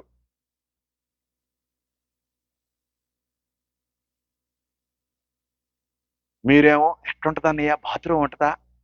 ఉంటదమ్మా. షవర్ కూడా ఉంటుందాడా? ఎవడు చెప్పాడు రా బాబు? బైబిల్లో ఏ అధ్యాయంలో ఉంది? అడగండి ఏమండి ఆయన. నాలాంటి వాడు ప్రసంగం చేసి వెళ్తా ఉంటే, అన్నయ్య వందనాలు బాగా మాట్లాడారు, కానీ ఇందాక ఒక రెఫరెన్స్ చెప్పారు, అది యాడని చెప్పు అన్నయ్య అని అడగండి. రెండోసారి మీ ఊరు రాడు బచ్చలన్న కానీ.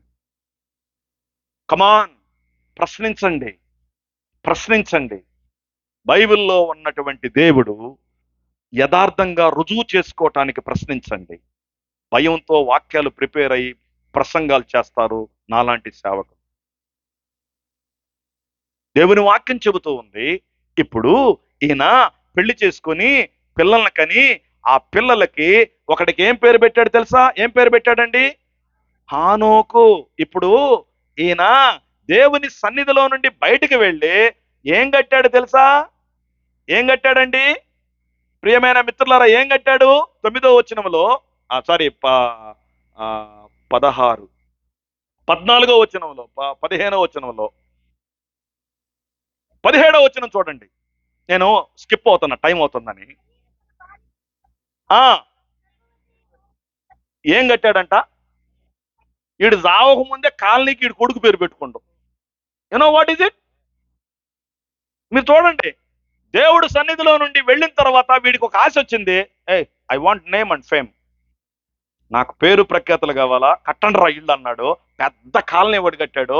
ఆ కాలనీ పేరేందో తెలుసా? ధర్మవరం కాదు, ఆనోక్ నగర్. దేవుడితో సంబంధం లేని ప్రతివాడు తన వ్యక్తిగత ఫోకస్ మీద దృష్టి పెడతాడు. కయ్యోను పెట్టాడు. నగరాలు కట్టించి, నగరాలకి ఆర్చీలు పెట్టించి, ఆర్చీల మీద ఆనోకు పేరు రాపించాడు అయ్యగారు. ఎక్కడదిరా ఈ సంస్కృతి? దేవునితో సంబంధం లేనోడు శిలాపలకాల మీద పేర్లు రాసుకుంటాడని ఏడ మొదలైంది. మీరు ఈరోజు చాలా విషయాలు చెబుతాం మీకు. అయ్యగారు కొద్దిగా ముందుకు పోద్ది, నైట్ ప్రయాణం మానేస్తా. ఓకే, ఇప్పుడు 17వ వచనంలో ఏం చేశాడు? ఊరు కట్టించాడు. ఊరికి ఆనోక్ అని పేరు పెట్టాడు. ఈ ఆనోక్కి ఎవరు పుట్టారు? 18వ వచనంలో ఈరాదు పుట్టాడు. ఈరాదుకి ఎవరు పుట్టారు? మహలయేలు పుట్టాడు. మహలయేలుకి ఎవరు పుట్టారు? మెతుషెలయేలు పుట్టాడు. మెతుషెలాలకి ఎవరు పుట్టారు? 19వ వచనం మీరు అందరు చూడాల అన్నల్లారా, మీరు అందరు చూడాల. 19వ వచనంలో లెమెక్కు అనేవాడు ఉన్నాడు. లెమెక్కు ఏం చేశాడు? Double portion. Double portion.